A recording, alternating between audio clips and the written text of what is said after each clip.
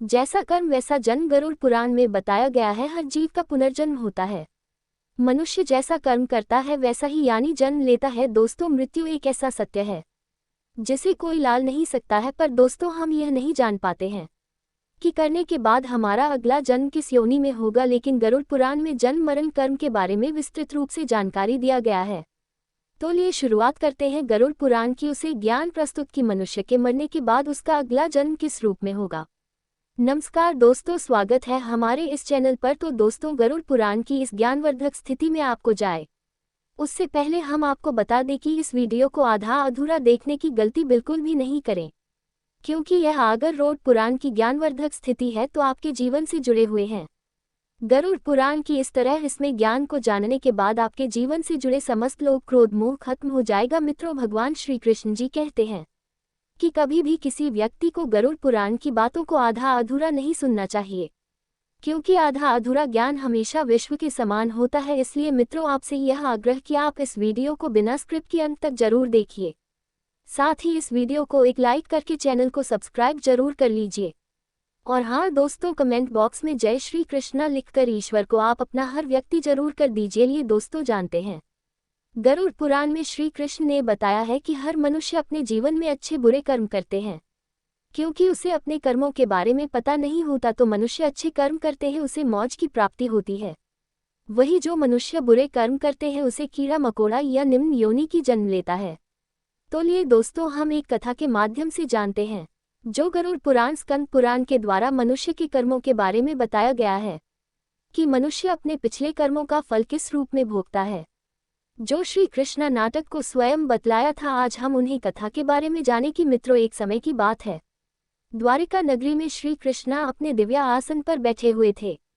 तब देवर श्री नारद नारायण नारायण का जाप करते हुए उनके पास पहुंचे। उन्होंने प्रणाम किया और बोले, हैं प्रभु, आप त्रिकालदर्शी हैं, आप जानते हैं कि जो जीव मनुष्य जन्म लेता है वह अपने पिछले कर्मों के अनुसार फल भोगता है। हे प्रभु, मैं जानना चाहता हूँ कि पाप करने वाले मनुष्य के साथ मृत्यु के बाद उसके शरीर से आत्मा निकलने के बाद आत्मा साथ क्या होता है?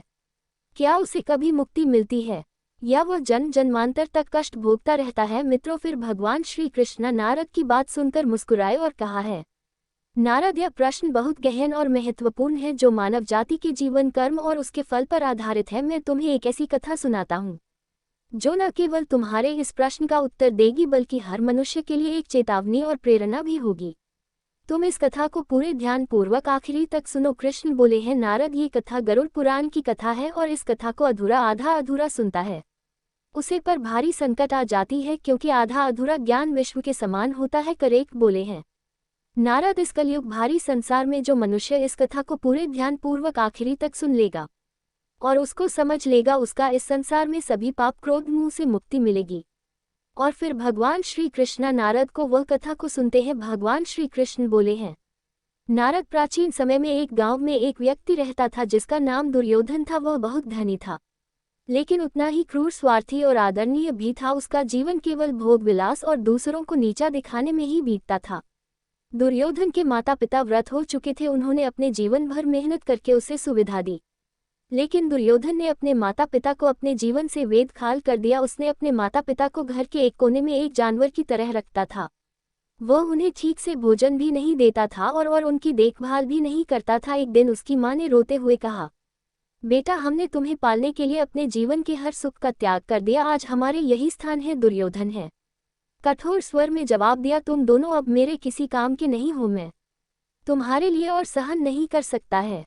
या दुर्योधन का स्वभाव केवल अपने माता पिता के प्रति ही नहीं बल्कि दूसरों के प्रति भी निर्मम था। वह गरीबों का शोषण करता था, निर्दोष जानवरों को मारता था और झूठ छल कपट से अपना साम्राज्य बढ़ता गया। उसे विश्वास था कि उसके धन और शक्ति के कारण कोई उसका कुछ नहीं बिगाड़ सकता। समय बीतता गया और एक दिन दुर्योधन की मृत्यु हो गई। उसकी आत्मा यमलोक पहुंची, जहां जहां धर्मराज उनके कर्मों का खेल लेखा जोखा कर रहे थे। धर्मराज ने कठोर स्वर में कहा, दुर्योधन, तुम्हारे जीवन में एक ऐसा कम नहीं है जिसे पूरे कहा जा सके। तुमने केवल अपने स्वार्थ के लिए पाप किए हैं। तुमने नरक की भयंकर आत्माएं सहनी होगी। इसके बाद तुम्हें ऐसे योनि में जन्म लेना होगा जहां केवल कष्ट ही कष्ट है। दुर्योधन को यमदूत को द्वारा नरक की विभिन्न क्षेत्रों में ले जाया गया। अग्निकुंड जहां उसने अपने निर्दोष जानवरों की हत्या के पाप के लिए जलाया गया, फिर भी उसे शिला यात्रा दिया गया। जहां उसने माता पिता के अपमान के कारण उसे लोहे की शिला से कुचला गया, फिर उसे अंधकार की सजा दिया।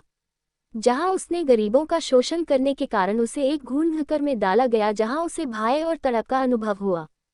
फिर भूखे प्यास का दंड दिया गया, जहां उसे प्यार से तड़पता रहा लेकिन उसे केवल जहर पीने को दिया गया। फिर पुनर्जन्म का चक्र लौट आया, जहां उसके नरक की आत्माएं झेलने के बाद धर्मराज ने घोषणा किया, तुम्हें अपने कर्मों के अनुसार कुछ योनि में जन्म लेना होगा। दुर्योधन का जन्म एक गिद्ध के रूप में हुआ। उसे सारा मांस खाना पड़ा और वह हमेशा असुरक्षित और कृष्ण से भरा रहा, लेकिन उसका कष्ट यही समाप्त नहीं हुआ।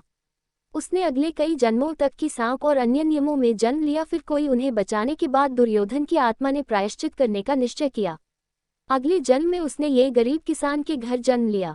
उसने अपने जीवन को धर्म और परोपकार के मार्ग पर समर्पित कर दिया। वह अपने माता पिता की सेवा करता था, दूसरों की सहायता करता था और भगवान का ध्यान करता था। फिर एक दिन भगवान कृष्ण ने के सपने में आकर कहा, तुमने अपने सच्चे मन से प्रायश्चित किया है, तुम्हारे पूरे कर्मों में तुम्हारे पापा को धो दिया है। अब तुम्हें मानव जन्म में मुक्ति का अवसर मिलेगा। सेवा, सत्य और धर्म का पालन करते रहो। मित्रों, फिर कथा समाप्त करे उसे कृष्ण राधे से कहा है, नारद या संचार कर्मों का दर्पण है। जो जैसा करेगा वैसा भोग भोगेगा। मनुष्य को हमेशा यह ध्यान रखना चाहिए कि माता पिता की सेवा, दूसरों की सहायता और ईश्वर का ध्यान ही सबसे बड़ा धर्म है। जो मनुष्य अपने माता पिता का अपमान करता है, दूसरों को कष्ट देता है, उसे न केवल नरक में भयानक यातनाएं मिलते हैं बल्कि वह जन्म जन्मांतर तक दुख होता है। लेकिन जो अपने कर्म सुधार लिए हैं, वह इस चक्कर में से मुक्त हो जाएगा। यह संसार एक अवसर है। धर्म, सत्य और सेवा ही मनुष्य